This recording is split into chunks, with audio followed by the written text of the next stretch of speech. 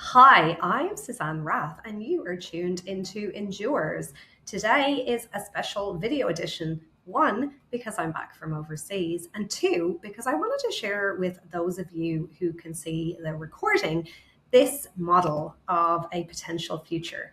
Now, so for those of you who are just listening, that is totally fine. I will explain it to you. What you are looking at is two distinct lines. And here's why this matters. We're talking about envisioning, we're talking about this time of setting, whether you call it your vision, your goals, your New Year's resolutions, whatever it might be. And New Year's is a real time when people start thinking about their future.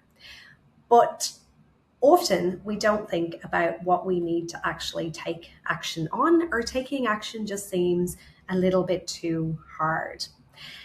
And so the futures model, or as I call it, my Summit Futures model, has two distinct lines. The line going up to the top right comes out from our current circumstance or our current state or wherever we're at. And that goes up, up, up, up, up to this point where I call it where we're limitless. And this is one future that we can embrace. And it requires us to make a series of decisions. It requires us to dream big. It requires us to set a big vision that really aligns with what matters to us. And it requires us to take consistent action in the steps there. And a lot of the time along the way, that involves deleting all the things that don't align with that vision or that dream or that goal. And often what it requires to move from our current circumstance up to this point of being limitless is this decision that the way we currently are, or the way we're currently operating, whether it's in our life or our leadership, is no longer acceptable to us. And this is the moment we draw our own red line in the sand.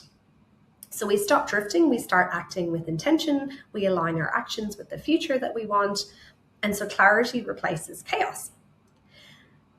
And then the second line we have coming down here is the line which we don't want, which is where we go past this intolerable red line. So we drift down, down, down, down, down into the path of drift, or the path of reactivity.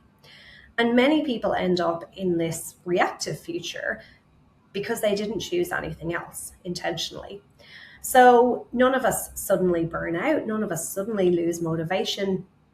What we do is we slowly cross this intolerable red line. So we say yes too often, we keep pushing through tiredness. We normalize things like poor sleep or irritation or being snappy. And then one day we wake up in this constant reactive zone where we're putting out fires, or we're responding rather than leading, or we're grinding but not growing.